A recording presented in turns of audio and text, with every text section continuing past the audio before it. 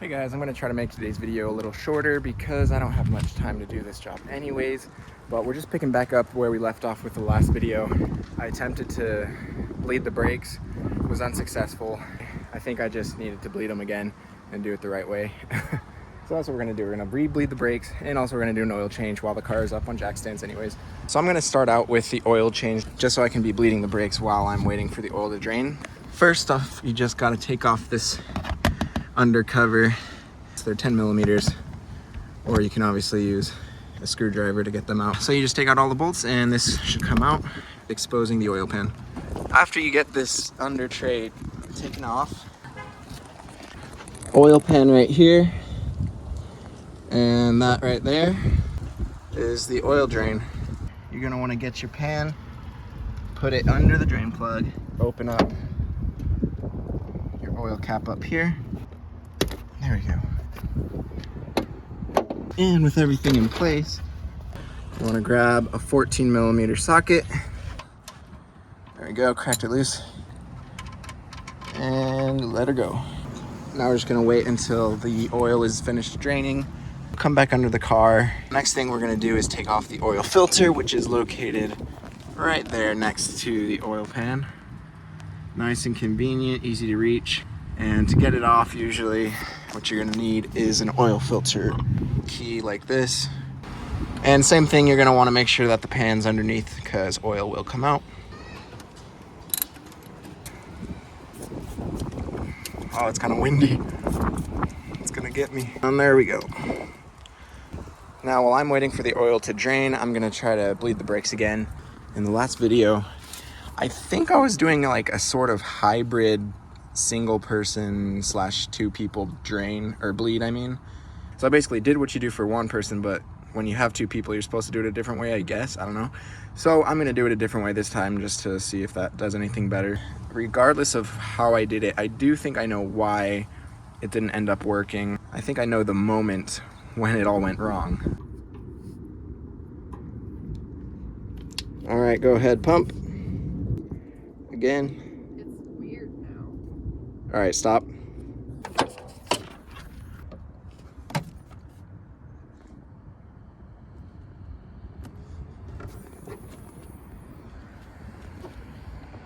So right there, what I think happened was the brake fluid reservoir ended up running out of fluid. And I know that's like the first thing you're supposed to do is keep checking. And I was checking, but rewatching the video, I think that's when it went wrong. And I think it reintroduced air into the system, and that's why we're having to do it again. So do it right the first time and you won't have to do it again.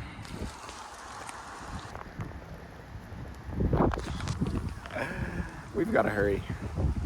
A few moments later. All right, guys, we just got done bleeding the brakes. I think it worked, but literally as soon as we finished, it started sprinkling. I mean, I'm in the middle of an oil change, so I have to finish that, but the rain is very light right now, so I think it should be fine. We'll get it wrapped up quickly before it starts raining too hard, I guess. First things first, we've got to get back under the car. Oil should be plenty drained now, so we can put our handy dandy drain plug back in. Then you're gonna take your new oil filter and you're just gonna wanna put a little bit of oil in it. Oh my gosh. It is so windy right now. There we go. Get your new oil filter.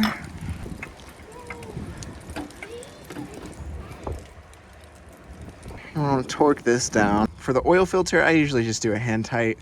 I mean, it's like decently hand tight, but it's tight. It's not gonna go anywhere. And for the oil drain plug, definitely wanna torque it down to spec. And once everything is tightened down below, it stopped raining for a minute, so I'm gonna do it right now quickly. So you get your new oil. I'm using 5W30 for my car. Just look up what your car needs. My hood struts are blown, so I am the hood strut. And start filling it up.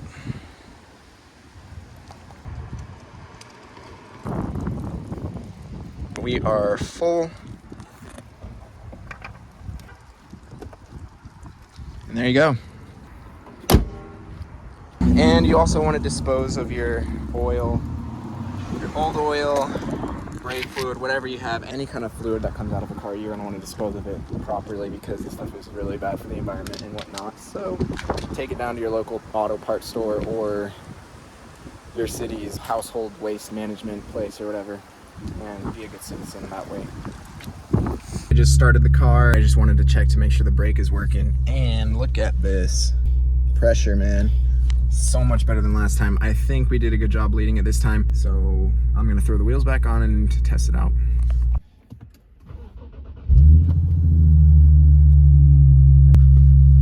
All right, so we're gonna try to bed in the brakes again, since yesterday absolutely did not work. I'm crossing my fingers that the other warning lights don't come on, because geez, that would just be super frustrating. Brake pedal still feels good.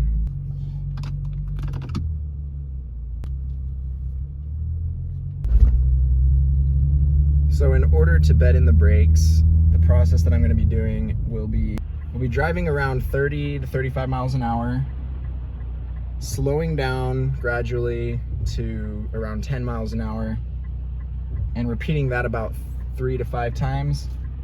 And then I'll do that same thing going around 45 miles an hour, repeat, down to 10. So we're at 35, and down to 10. You can pass me, there you go. Down to 10. Man, the brakes feel so good, guys. There we go. All right, I think that's probably good for 35. We're gonna get up to 45 and do the same thing.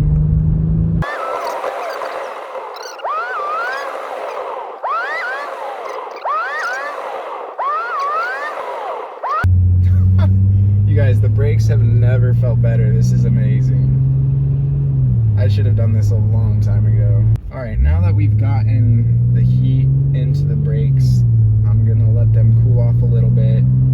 So we're just gonna try to cruise around 45 for as long as we can without braking.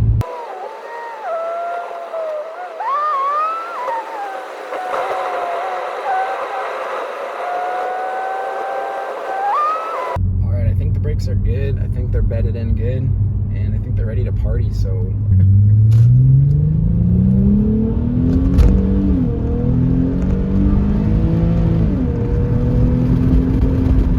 hey, I just noticed the lights never came on. Oh, I am so happy right now. I don't know if anyone else can relate to this, but I'm the type of person who, when there's like an issue with my cars, I feel negatively towards my cars. It becomes more of like a stress feeling. When I had all those lights on my dash and the warnings and everything, I felt so stressed and just kind of like, I just did not feel that connection with my car anymore. But I can say right now that that feeling is gone. And I'm loving this car now. Yo, did you hear that? I heard a squeak. I don't know what that's from. I don't understand.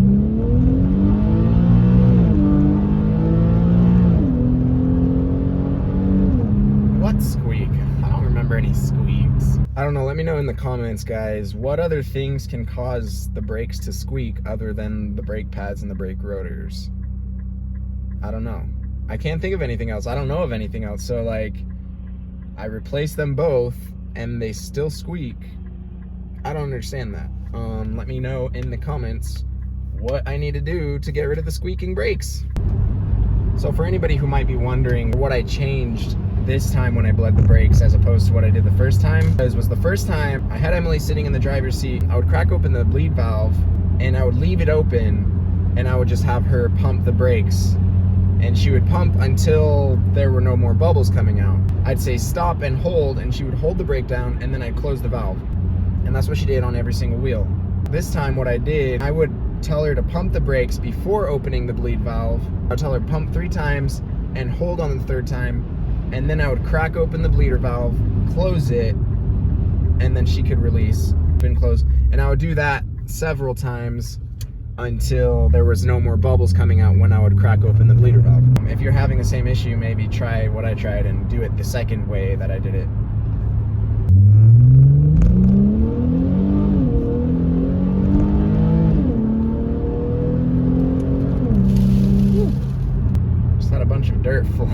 car. It's so windy out here.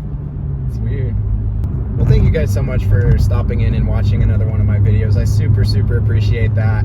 And if you haven't seen any of my other content, go back, watch my other videos, see what I'm doing with my Mazda RX-8. I've got a lot of plans for that thing, for this car, for all my cars. And, you know, I'd love for you guys to tag along and enjoy the ride with me, because it's going to be fun. Thank you guys for watching this. And if you want, I would love for you to like the video, give me comments, tell me what I'm doing good, what I'm not doing good, and subscribe to the channel. I will see you guys in the next one. This is Hayden. You're watching Mav Speed, and I'm out.